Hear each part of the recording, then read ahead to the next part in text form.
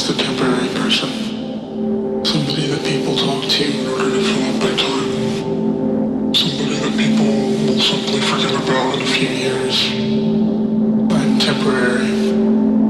It's always the same situation, the same story, the same cycle. I will be discarded by everyone eventually. I've been having an inner battle, trying to decide between talking to friends versus just cutting everyone off. Everyone who's still here. I don't know how I can call myself their friend. It's like you're a ghost. You don't talk about yourself that much. Liar, I barely know you. You barely know me. You don't know me. How can you? I don't open up about myself. I will show my face.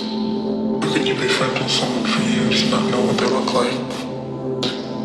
Not know their voice.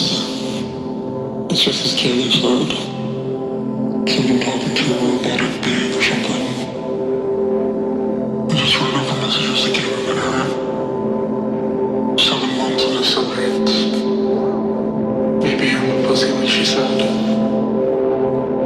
Maybe it's because that was the only inkling of a relationship that I've ever had. I just reread a message that I sent to Rachel, and I thought to myself, how have we known each other for 2 years, with there even being somewhere where we talk to each other every single day? And still she doesn't know me. You don't know me. I'm tired of this cycle, getting to know someone, caring about them, being cut off, then hurting. Maybe I'm better off alone. I think back to the summer of 2019, after Kaylee, making me sleep while welcome. I had nobody to talk to, and I was happy. I think I was happy. Maybe I wasn't. I simply used the music as a distraction. I need to learn how to be content with myself. I'm getting tired of this cycle.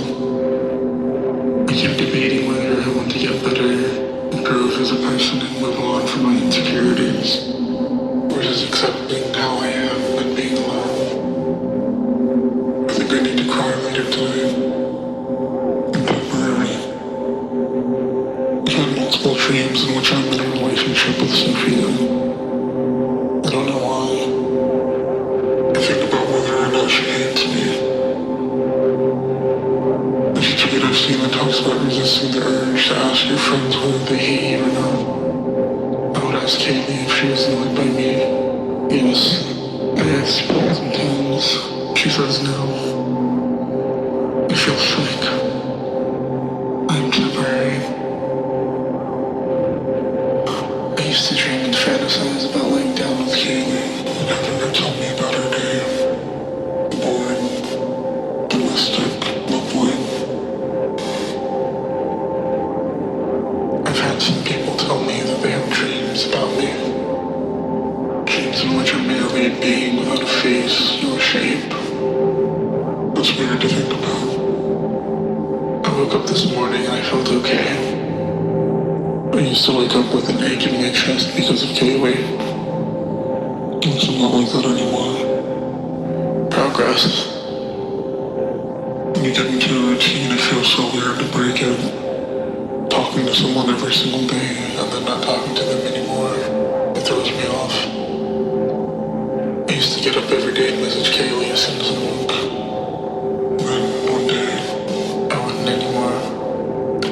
That was what made me feel empty. She would cut me off a couple of times over the years, just blocking me or ignoring me out of the blue. It always hurt. When I finally told her that I was done, I asked her if she would feel empty after we stopped talking. No. I have a habit of telling people good morning and good night. People that I talk to every day. I started when I was talking to ghosts. An old quasi-relationship. I guess I sort of carried it on. I know Leslie noticed it.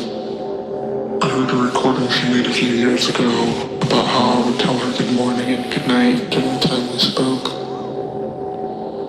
And then one day I wouldn't tell her that anymore. She explained the degradation of the tradition and how it slowly shrank away from her. Slowly spoke less and less. I don't know if I did that intentionally. I carried that tradition home with Taylor. Maybe Rachel was with you too. To remember those conversations. And Paul as well. When that tradition breaks or is interrupted, when the routine is done, the cycle, the dance, it hurts. It sounds trivial to be attached to an idea or a thought. I don't know why I'm only temporary.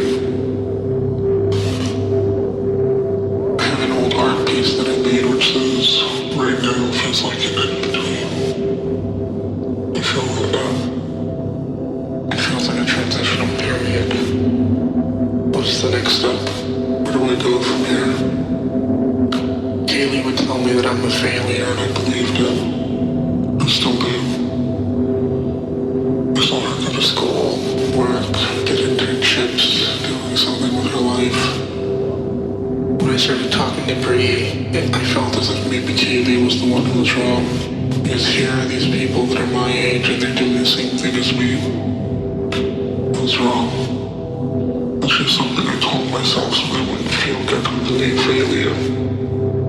Every person I know right now is going to school or working towards something. And here I am. Where do I go from here? Kaylee loved to went to school, work, Bree's in college, learning to drive.